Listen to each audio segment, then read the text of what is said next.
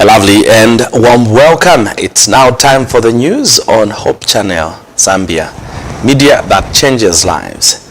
Let's take a look at stories making headlines. Zambians urged to donate blood amid raising demand. Government hails USAID-funded water projects. RTSA calls for traffic rules obedience ahead of Chwala. And Northern Zambia Union Conference President Dr. Tommy Namitondo has called for health communication in the church.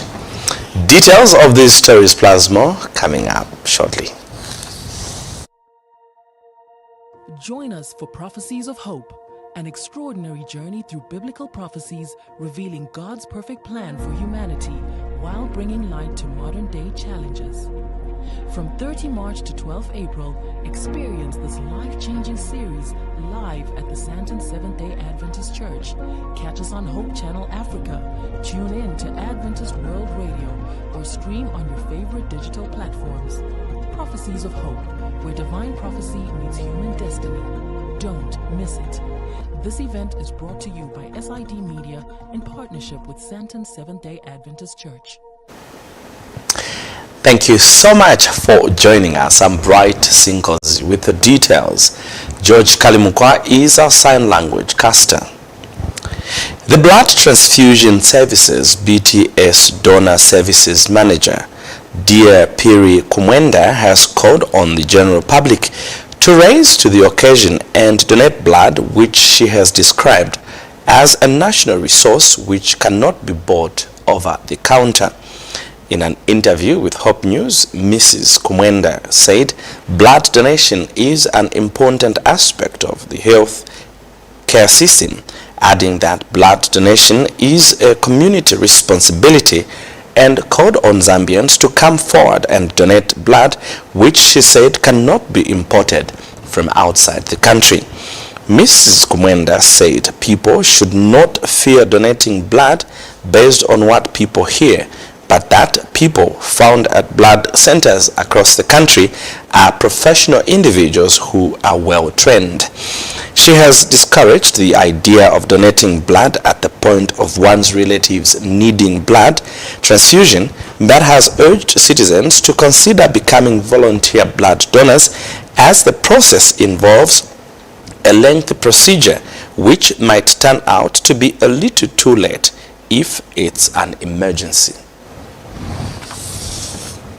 So blood donation is a very important aspect of the healthcare system. It's important that all of us as Zambians rise to the occasion of actually donating blood. I say so because blood is a national resource, and it is a resource that cannot be bought over the counter. It is a resource that is found in your body and in my body and in the body of every other Zambian. And therefore, for that reason, it is important that we all participate, because blood donation is a community responsibility. And if we are to make it available for our patients that are requiring blood transfusion, then we all have to rise up to the challenge to actually come forward and donate blood. I know that when we talk about issues to do with blood donation, it will always raise your eyebrows, people's eyebrows, because of the many fears and the negative attitude that we have towards blood donation. But my encouragement to the Zambians out there is that please do come forward to donate blood. The people that work in all the blood centers spread and dotted around Zambia are all health professionals that are well trained and will take you through the process of blood donation without any problems. So we are encouraging people to donate blood on a voluntary basis. We are trying and not to get to a situation where we only want to donate blood when we have a secret, a friend perhaps, that is requiring blood transfusion. When that happens, then it becomes a bit of a challenge, because almost always when you come in to donate blood, when you have a family member that is sick or a friend, you are always in a hurry, and it is always termed as an emergency. And you know, if it is an emergency, it will be difficult for us to provide the blood on time, because we have to collect the blood from you, just take you through the selection criteria, finally collect the blood from you, take it into testing, take it into processing. It will take at least at the most an hour plus, maybe 2 hours for us to make that blood available. So if it's an emergency, then it becomes a bit of a challenge. Of course, it will be good if on that day, that blood type for that patient, we have it in the bag, then we can issue it. But my message to the people out there is that let us just do an introspection and begin to decide to be volunteer donors. It's important that we volunteer because no one else will do it for us. We cannot import blood across like bring it in out of Zambia. Blood is a living tissue, therefore it cannot be imported. It has to be secured from within the country, from amongst the Zambian citizens, for our fellow Zambians. Government says the U.S. government through USAID has been instrumental in supporting Zambia's access to clean and safe water, whose efforts have focused on constructing boreholes and small water piped schemes in eastern and southern provinces, as well as developing a national non-revenue water management strategy launched last year. Water Development and Sanitation Minister Collins Nzovu says USAID has also supported the launch of a 6 million kwacha water reticulation system in Wembia village, Kasama district of Northern Province. Mr. Nzovu further disclosed that this initiative demonstrates the organization's commitment to improve water access in Zambia. And U.S. Ambassador to Zambia, Michael Gonzalez, says the 60 years of Zambia's independence, America and Zambia have shared a great relationship which should be cherished. Fostering government's efforts to ensure that our people have access to clean and safe water. I must tell you that the people will continue to be thankful to the American people because that was the first of its time.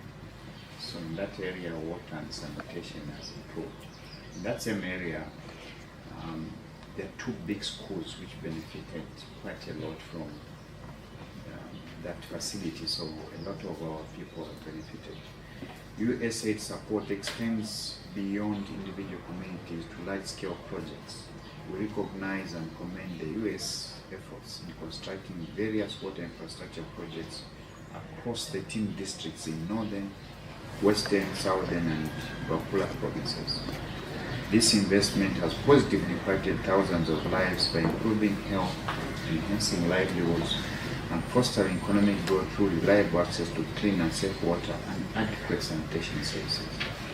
Excellency, water supply and sanitation remains a top priority for our government's developmental agenda. As the adage goes, water is life, and it plays a critical role in Zambia's socio-economic development. Therefore, access to water is a fundamental human right and a key driver of sustainable development and poverty elimination. These efforts to U.S. interests. And perhaps most importantly, don't just pay for services. Don't just fix the symptoms of issues, but either directly contribute to or provide the fiscal and policy space for the more systemic reforms that are necessary for the longer term development. And I think too often when we look at the systemic economic development that Zambia has realized over the 60 years of independence, the benefits to people have been phenomenal. And the United States is proud to play a significant role in contributing to that. But the equitable, sustained systemic economic development has plenty of area for improvement.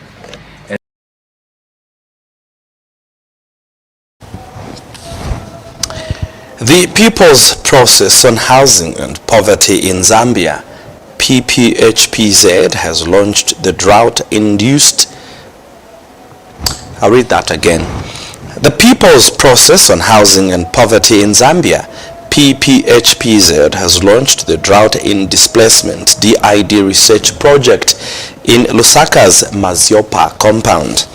PPHPZ Country Director Coordinator Nelson Nyue revealed that the initiative is aimed at addressing the impact of drought on displacement and access to water, sanitation and hygiene wash services. Mr. Ncube emphasized that the project, which is a collaborative effort with the Zambia Homeless and Poor People's Federation, the International Institute for Environment and Development, IIED, and the University of Zambia, UNZA, seeks to generate evidence to inform policy dialogue and interventions to improve living conditions in marginalized communities. Mr. Ncube disclosed that Maziopa compound was chosen for the project due to its unique challenges, including limited access to water and sanitation, land tenure insecurity, and vulnerability to climate-induced events. Meanwhile, Lusaka Mayor Chilando Chitangala disclosed that the severe drought of 2024 affected over 10 million people, including more than 2.5 million facing acute food insecurity. Ms. Chitangala, however, said government has responded to the crisis with national emergency declarations, drought response measures, and international aid mobilization. Maziopa Compound was chosen as the focal point for the big research project after discussing and engaging the people in Maziopa and discovering that it has unique challenges. Hence, there is need for us to tailor-make targeted interventions in Maziopa. Maziopa, like many informal settlements in Zambia, is an informal settlement that is unplanned with very limited access to water and sanitation, has learned tenure insecurity. Basically, that people in Maziopa do not have formal ownership papers of where they reside. This project is dedicated to collecting data for advocacy on access to wash services, land tenure security, and climate resilience in informal settlements. By generating evidence, we can derive policy dialogue and inform interventions aimed at improving living conditions in marginalized societies. Displacement, essentially meaning you have been moved against your will from your place you call home somewhere else. And the drought does that. When the home was dry and you cannot access the water, you move away from the house, especially if you're a tenant, to a place that has water. So right now, everyone is saying, okay, yes, we're doing research, but beyond that, we hope that this research will then influence the initiatives we want to bring on the ground and various stakeholders to join and partner with the people of Maziopa. So if you as an organization have strength in an area that can support Maziopa, we would like to invite you to be with us. Vizimumba Day Secondary School Agroforest Club patron Wisdom Mwitwa in Nyimba district of Eastern Province has commended the Center for International Forestry, International Center for Research in Agroforest, C4ICRAF, for partnering with the school in fighting climate change. Mr. Mwitwa says that since the organization started working with the school, he has observed mindset change in both pupils and the community in fighting climate change. He says through the organization, his club and the community have learned to plant different types of trees which never used to happen in the past. Mr. Mwitwa explained that climate change affects everyone, no matter the status of the person in the community. And some pupils,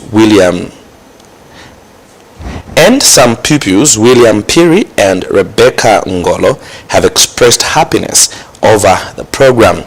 Meanwhile, C4ICRAF Communication Manager Lydia Amanzi thanked the school administration and the community in Vizimumba for a good partnership and has urged the public to plant more trees in order to fight climate change.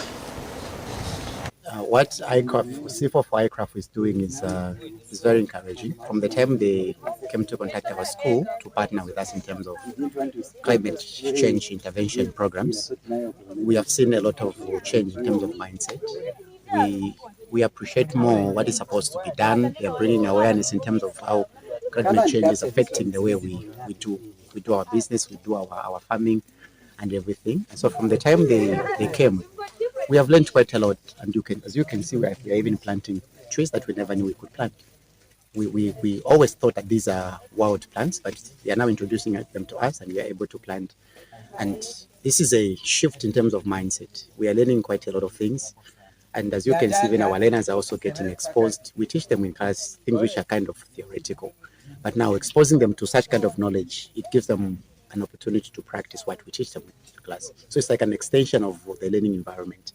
And so we look forward to working with this organization, even going further, so that we, in a small way, we contribute to combating the effects of climate change, because all of us are victims of it.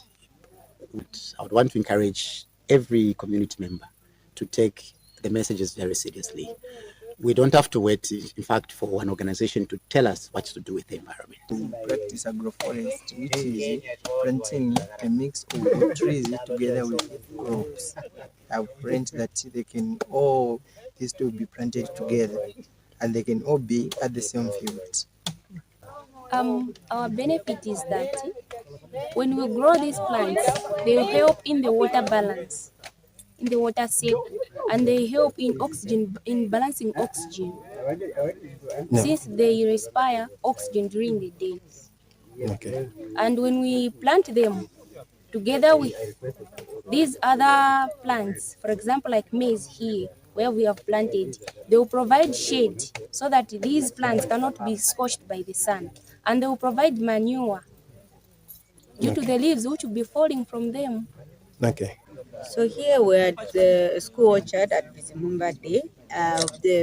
What's happening around us here is we're trying to drive the point home of agroforestry, which is the planting of crops mixed with trees. So if you see around the trees, the different trees that are scattered around, it's the school orchard. So there are fruit trees, there are non-fruit trees, indigenous fruit trees, and also exotic trees. The idea is to encourage people that whenever they want to plant, it's not about clearing everything. You can leave some trees there that will provide shade, that will also help maybe even fix nitrogen in the soil. So the environment, the way it is you give, you take. So if we're just taking, we're going to end up damaging the environment. But if we involve ourselves in sustainable practices where we are planting trees, where we are using the wood fuel sustainably, then we are going to conserve our environment, and that's the message. Is that you are watching the news on Hope Channel Zambia. Just now, let's take a break. We'll have more stories on the other side, to stay with us.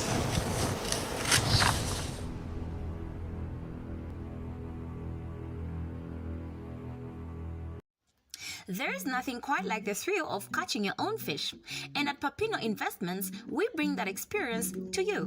Papino Investments, the home of live fish, has everything you need to make your meals unforgettable. It has a different taste. And that is why I enjoy coming to this place. From live fish that you can catch for yourself to smoked fish, just chickens and beef, we have a wide range of products that will satisfy your shopping needs. And if you're looking for something else, we have a wide range of groceries to choose from, including Hope Channel decorders. At Papino Investments, payment is easy. You can pay with cash or use our mobile money services. Visit us today at Robert's Fish and Veggies Building, Chilenge Market, Lusaka, or call us at 0955 108708 or 0976 543822 or 0965 691909. Papino Investments, the home of live fish. Join us for Prophecies of Hope, an extraordinary journey through biblical prophecies revealing God's perfect plan for humanity while bringing light to modern-day challenges. From 30 March to 12 April, experience this life-changing series live at the Santon Seventh-day Adventist Church. Catch us on Hope Channel Africa. Tune in to Adventist World Radio or stream on your favorite digital platforms. Prophecies of Hope, where divine prophecy meets human destiny. Don't miss it. This event is brought to you by SID Media in partnership with Santon Seventh-day Adventist Church. Time is power. Our lives are powered by the sun. As the sun rises, so do we. It's time to power your life and say goodbye to blackouts with a new Topstar solar solution, the H50 hybrid system. Enjoy a safe and reliable solar solution at home or your business with the Topstar hybrid inverter, lithium battery, and 550-watt solar panels. Experience a peace of mind with reduced electricity bills, long warranty of up to 5 years with free installation. For more information, call or WhatsApp now on 0779 04 2000, 0779 04 2000, or visit our Facebook page at Topstar. Also pay us a visit at our head office next to Arcade Shopping Mall. Topstar Solar. Power your life.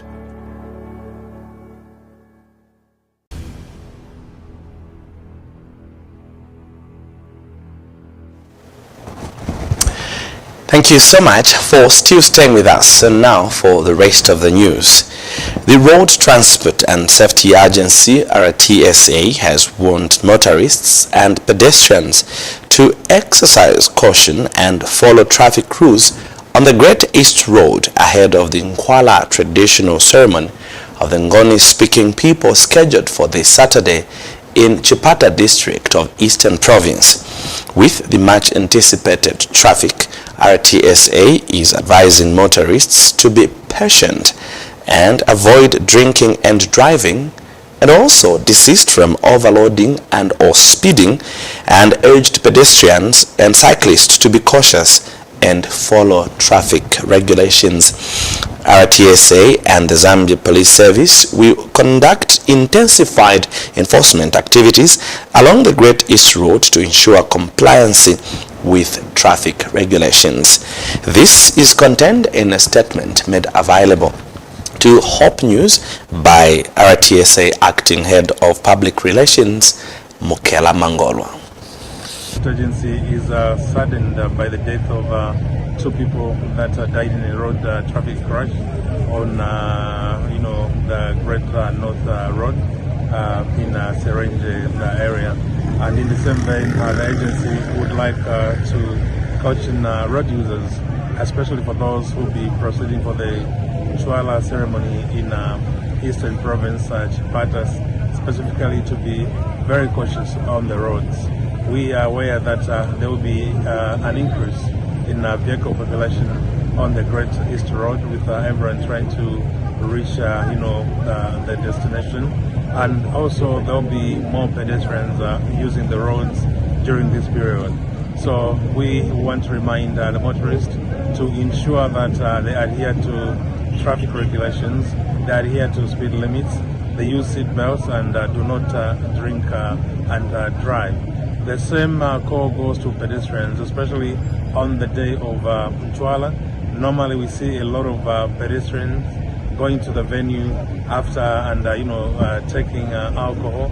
So we want to caution them to please stay away from the busy roads during this period. We have our teams, and we have a combined team of RATSA and Zambia Police, who are going to ensure that there is compliance to road traffic regulations during this period. Now we turn our focus to some religious matters. The Northern Zambia Union Conference of the Seventh-day Adventist Church has lined up guidelines in the use of traditional media in the newly unveiled 2025 to 2030 strategic plan in order to improve the growth of the gospel. In an exclusive interview in Ndola, Northern Zambia Union Conference President Dr. Tommy Namitondo explained that the church will soon embark on the implementation of the strategic plan, which will provide guidelines for proper and health communication for the church members, than the current trend where some individuals demean and insult elderly people, including national leaders, using the traditional and social media platforms. Dr. Namitondo says demeaning and insulting national leaders have future effects on the growth of the church. In the newly unveiled strategic plan, the union has indicated 4 key areas, which are communion with God, identity in Christ, unity through the Holy Spirit, and mission for all, where the use of the media will be applied to expand the gospel. Something is going wrong. That's what they report. Social media are the same. All these things, God has allowed us to use them so that we can impact the community in a good manner. What do you gain if you insult your leaders, either in traditional media or social media? What it actually means is that you will find it hard to penetrate the people, because they know this church has no respect. And I think that's what we are doing, that in this strategy, the so communicating. How are we communicating with people? What is it that we should communicate to people? We should preach the gospel to people. We cannot join in the friends of the social media of insults as a church. That is not the gospel. Or demeaning people.